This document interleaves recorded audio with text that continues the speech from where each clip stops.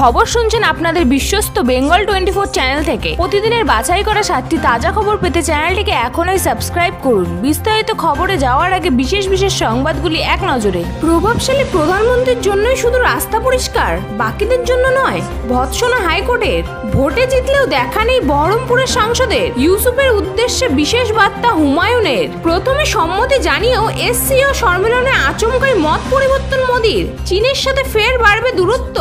ঋণের দায়ে জর্জরিত বাংলা, তাই স্কুলকে অপচয় বন্ধের নির্দেশ দিয়েছে বিস্ফোরক শুভেন্দু। জল থেকে নিকাশি ব্যবস্থা, সবকিছুর বেহাল দশা। আমায় রাস্তা ঝাড় দিতে হবে, প্রশ্ন ক্ষুব্ধ মমতার। ডিএ দূরের কথা, 19শে জুলাই ডেডলাইন। এবার রাজ্যে সরকারি কর্মীদের জন্য জারি করা নির্দেশিকা। বুধবার থেকে ভারী বৃষ্টি দক্ষিণবঙ্গে, তার আগে বজ্রপাত সহ হালকা ভিজবে এইসব জেলা। আসছি বিস্তারিত খবরে। যখনই কোনো বড় রাস্তা দিয়ে প্রধানমন্ত্রী কিংবা ভিআইপিদের গাড়ি যায়, তখনই চারদিকে একেবারে সাজো সাজো রব ওঠে। জঞ্জালে ভরা রাস্তা নিমেষে হয়ে ওঠে চকচকে। তাই এবার হাইকোর্টের প্রশ্ন, প্রধানমন্ত্রী ও অন্যান্য ভিআইপিদের জন্য যদি একদিনের জন্য রাস্তা পরিষ্কার করা যায়, তাহলে প্রতিদিনের জন্য কেন তা করা যাবে না? আদালতে সরাসরি এই প্রশ্ন তুলে ভৎসনা করেছেন বোম্বের হাইকোর্ট বিচারপতি MS সোনাক ও কমলখাতার ডিভিশন বেঞ্চ।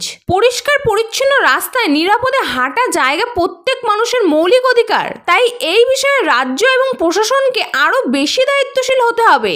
সেই সাথে এদিন বোম্বে হাইকোর্ট বেশ স্পষ্ট করে জানিয়ে দিয়েছে, বারবার ফুটপাতের অবৈধ হকারদের সমস্যার সমাধান নিয়ে রাজ্যে চিন্তা ভাবনা করে ঠিকই, কিন্তু এবার এই বিষয়ে কঠোর পদক্ষেপ নিতে হবে। ভারতীয় ক্রিকেট দলের প্রাক্তন তারকা ইউসুফ পাঠান লোকসভা নির্বাচনে তৃণমূল কংগ্রেসের হয়ে লড়াই করেছিলেন বহরমপুরের আসন থেকে। বহরমপুরের বেতাজ বাদশাহ কংগ্রেস প্রার্থী অধীর রঞ্জন চৌধুরীকে পরাজিত করে জয়ী হয়েছিলেন ইউসুফ। তৃণমূলের পক্ষ থেকে প্রার্থী তালিকা ঘোষণার পর বিরোধী দলগুলো ইউসুফকে বহিরাগত বলে আক্রমণ করেছে বহুবার। বিরোধীরা দাবি করেছিল লোকসভা নির্বাচনে জয়লাভ করলেও বহরমপুরে আসবেন না ইউসুফ। নির্বাচনের ফল প্রকাশের পর এখনো পর্যন্ত বহরমপুরে অবশ্য দেখা যায়নি ইউসুফকে। এবার এই বিষয়টি নিয়ে প্রশ্ন তুললেন তার দলের ওই বিধায়ক হুমায়ুন কবির। হুমায়ুন বলেছেন, ভোটে জয়ী হয়েছেন ইউসুফ, তার উচিত এবার এলাকায় ঘুরে মানুষের সঙ্গে কথা বলা।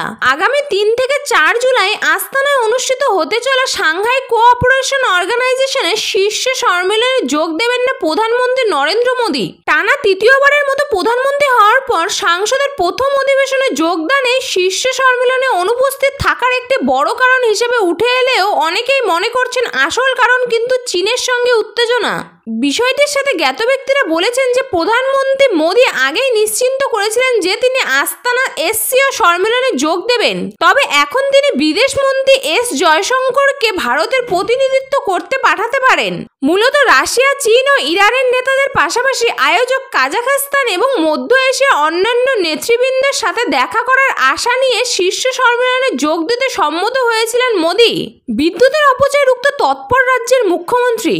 সম্প্রতি সরকারি অফিসে বিদ্যুতের অপচয় বন্ধ করা নিয়ে কড়া হুঁশিয়ারি দিয়েছিলেন মমতা বন্দ্যোপাধ্যায়। নবান্নের বৈঠকে এই নিয়ে কথা বলেন তিনি। এবার রাজ্যের স্কুলগুলিতে বিদ্যুতের অপচয় রুখতে তৎপর রাজ্য। স্কুল শিক্ষা দপ্তরের তরফ থেকে বাংলার প্রত্যেকটি বিদ্যালয়ে ইলেকট্রিকের অপচয় রুখতে সতর্ক করা হয়েছে। এবার এই নিয়ে রাজ্য সরকারকে নিশানা করলেন রাজ্যের বিরোধী দলনেতা শুভেন্দু অধিকারী। ঋণের সীমা অতিক্রম করে ফেলেছে, সেই কারণে স্কুলগুলিতে বিদ্যুৎ অপচয় বন্ধের নির্দেশ দেওয়া হচ্ছে বলে দাবি করেন তিনি। রবিবার এই প্রসঙ্গে কথা বলতে গিয়ে শুভেন্দু বলেন, কেরলের থেকেও বাংলার খারাপ অবস্থা। ঋণের সীমা পার করে ফেলেছে, আর তো লোন পাবে না, সেই জন্য চিৎকার শুরু করেছে। কতখানি দেউলিয়া অবস্থা হলে বিদ্যালয়গুলিকে বলেছে বিদ্যুৎ অপচয় করবেন না। পুরো পরিষেবার বেহাল দশা দেখে মুখ্যমন্ত্রীর প্রশ্ন, আমায় রাস্তা ঝাড় দিতে হবে? এমনকি কাজ না করা হলে পুরসভাকে পেনাল্টি করার নির্দেশ দেন তিনি। এদিনের বৈঠকের শুরুতে হাওড়ার পুর নিগমকে তোক দাগেন মমতা। তিনি বলেন, রথিন চক্রবর্তী পুরো চেয়ারম্যান থাকাকালীন 12টা বাজিয়ে দিয়ে গিয়েছেন। এমনকি অর্থের বিনিময়ে ওখানে অবৈধ নির্মাণ হয়েছে বলেও দাবি করেন তৃণমূল নেত্রী।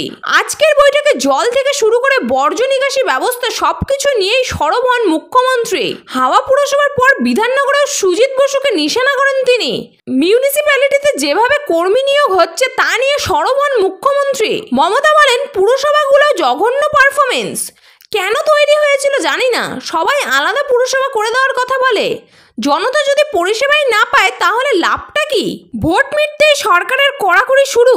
কেন্দ্রীয় সরকারের পর এবার রাজ্য সম্প্রতি নিজের কর্মীদের জন্য এক মেমো জারি করেছে মিজোরামের department of personal and administrative reforms, যেখানে বলা হয়েছে সাবস্টিটিউট অর্থাৎ বিকল্প দিয়ে কাজ চালানো সমস্ত সরকারি কর্মচারীদের তাদের নিজ নিজ পদে ফিরতে হবে।